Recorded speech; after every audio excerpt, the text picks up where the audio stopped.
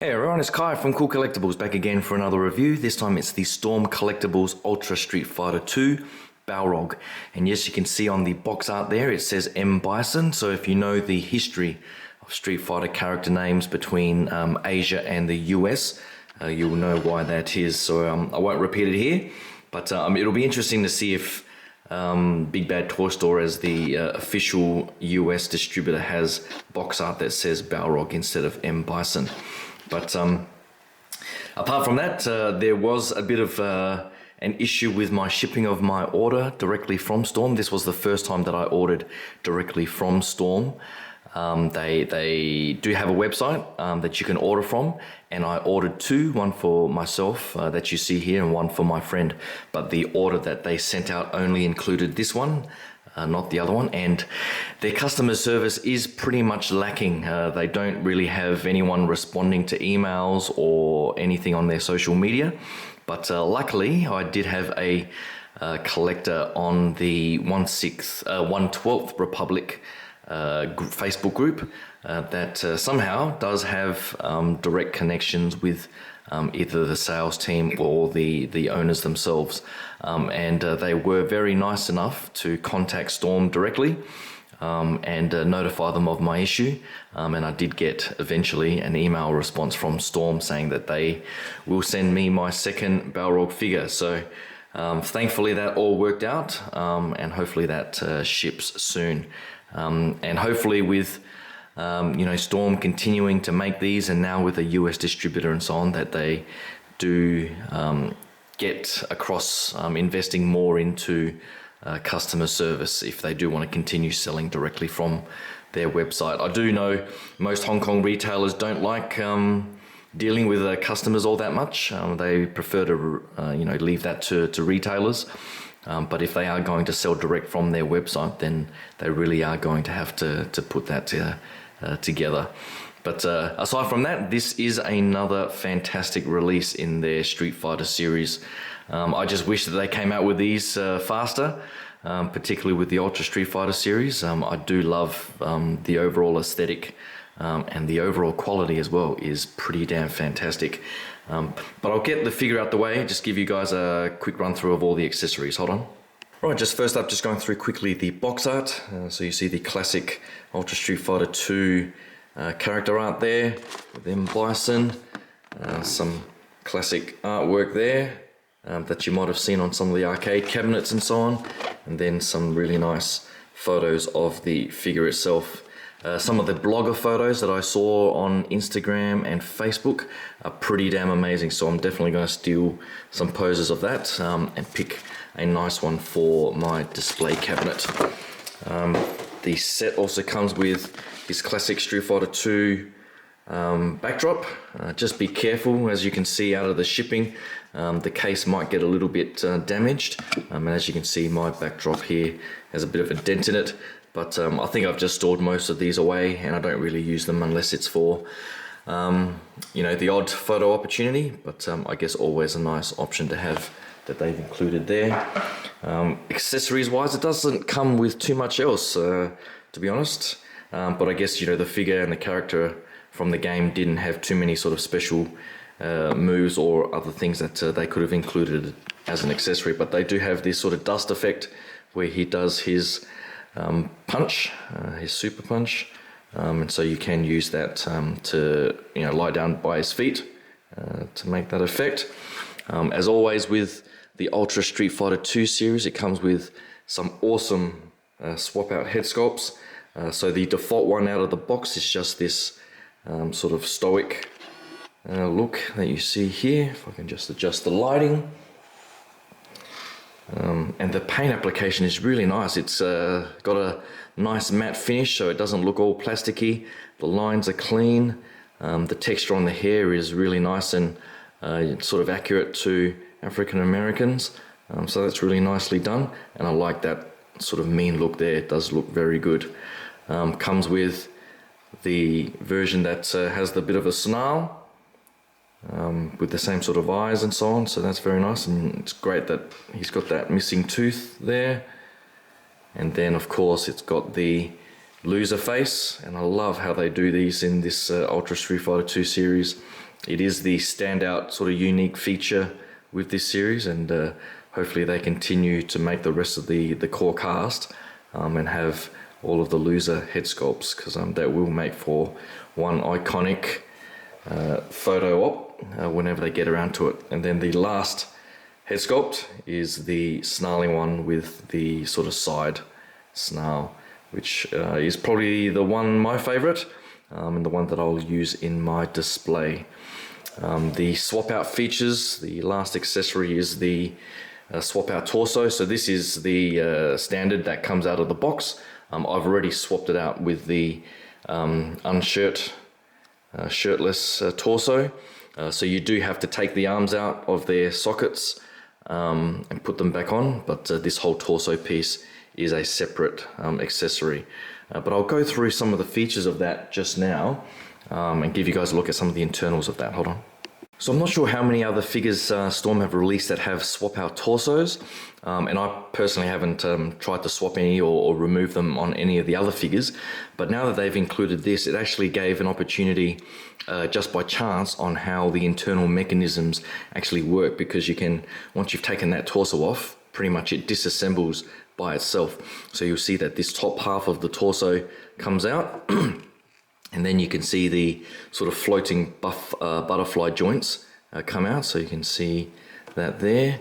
I do like the way they've done this sort of torn up t-shirt on the inside. So that's nicely done. So you get that look there. It's not too difficult to decide, knowing how they're meant to sort of fit inside the shoulder joints. I think for that one, it's meant to go like so. In there, and then once you take that all off, because this is just like a soft plastic or vinyl piece, which is nice for that articulation, you get to see this whole internal mechanism. So you see that there's a ball joint at the base there, so you can get that sort of ab crunch look. You got the rotation, and you'll see that you do get some squeaking because the joints are pretty tight. This piece is the thing that sticks up through the neck for the neck joint, and then these are the shoulder sockets. So you'll see that just similar to the ball joints here, they are very tight. Luckily, this plastic seems to be a very good quality hard plastic. So when you insert the ball joints and take them out, they do flex a little bit, I think, but I haven't seen any sort of plastic warping or anything like that to show that they might crack or anything like that. So it's just a nice, interesting way to see that internal mechanism. And then you get the ball joint for the base of the hips there. So you can just place it on and then sort of put them all back together. I actually prefer to put the sort of top piece on, and then you can, when you pull the arms out, you put the shoulder joint in there and then sort of insert that in after the fact, because it is flexible, and it was just easier for me to put the shoulders and everything like that together again.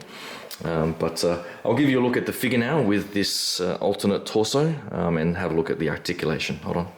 So here he is up close, and the neck joint that I was showing you before, the head does sort of sit fairly low on the neck there, which is pretty accurate to the character, I think, with that sort of stocky look.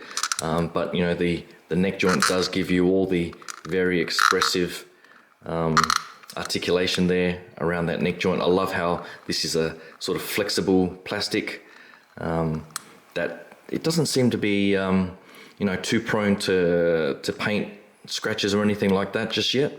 But I would be careful, but it does allow for that articulation quite well. So you'll see the butterfly joint that I was mentioning before. Then you can get the arms moving out. So there is a slight bicep swivel there, and then the double jointed elbows. Just be careful when you're rotating that to not rub the main shoulder joint there. Pulling them out for the first time is pretty difficult. I didn't try to insert the whole thing in some hot water or anything like that, or use a hairdryer, but you might struggle the very first time trying to get that joint out. So just be careful there. I also struggled a bit in rotating these at the joint there, but they do come off the joint there fairly easily. And this is a softer plastic as well, so just be careful you don't sort of try to rotate at the wrong spot and tear some of this. But once you get that out, it can pop back in fairly easily, and then you can rotate it how you wish. With the various aspects of that internal mechanism there, you can get the ab crunch, you can get it is a little bit hard to do with the figure on, but you can get that whole torso sort of doing a nice sort of curve. So if you look at some of the blogger photos, you can get quite a lot of articulation through that particular joint. And I love all the musculature. Just the sculpting is really, really nice. They've got that sort of dark shading in the crevices there to really bring out the muscles. So it does look very, very nice. The shorts there, this whole short piece is a softer plastic, whereas these, the bottom parts of the shorts here are harder molded plastic. So you can get some swivel there. I think there is some slight swivel action just under the short line here, but mine is very tight and I'm not going to bother trying to loosen that up. I'm not sure how far that's going to really rotate, to be honest, but at least you can get the rotation at the top of the thigh there. And then you get the double jointed knees, which is pretty nice, and then the sculpting and the paint application on the boots is pretty nice as well. And you do get the sort of toe. There is a joint there, I guess. There you go. That's just loosen them up a little bit so you can get that articulation there, and then it's got the nice sort of ankle rocking motion as well. So just be careful how you articulate it, but it can angle quite a long way. So it will get into some very nice action poses as well. But that's pretty much it from the sculpt and articulation and so on. I might swap him back to his, I guess, iconic shirt and give you guys a side-by-side comparison with some of the other figures in the Ultra Street Fighter series. So hold on a second. Right, so here he is with the rest of the Ultra Street Fighter 2 cast with Guile, Sagat, himself, Zangief, Ken and Ryu there. And they do look absolutely fantastic. Scale wise, I do have him a little bit hunched over here in that sort of boxer pose, but I will post up a few other photos on the Facebook page and Instagram, so check over there over the next day or so for some new photos and poses. But scale wise, it does fit beautifully with the collection. He sits just a little bit shorter than Zangief, and definitely shorter than Sagat there, who's the tallest. So just a little bit taller than Guile. So scale wise, I think it fits in beautifully with this series so far. I do also have E Honda, but that's not specifically out of this series. That's a Street Fighter 5 version, I believe. But that was the only one that I got outside of this series because they are releasing them so slow. But hopefully they have teased Blanca and Fei Long next. So I'm not sure when and how long that's going to take for them to actually release.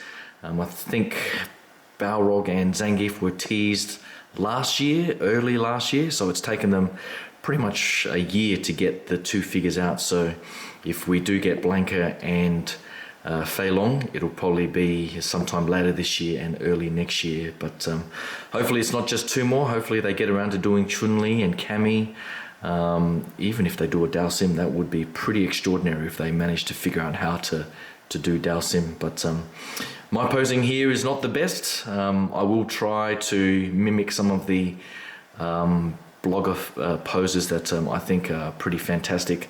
So check over on the Storm Instagram and social media pages on Facebook as well, because they do post all of the blogger photos that are pretty amazing.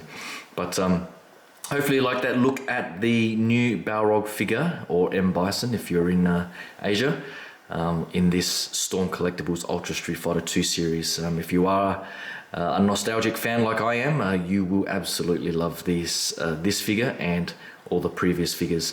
The prices of these in the aftermarket are getting a little bit crazy, and they don't seem to be making any reissues of these.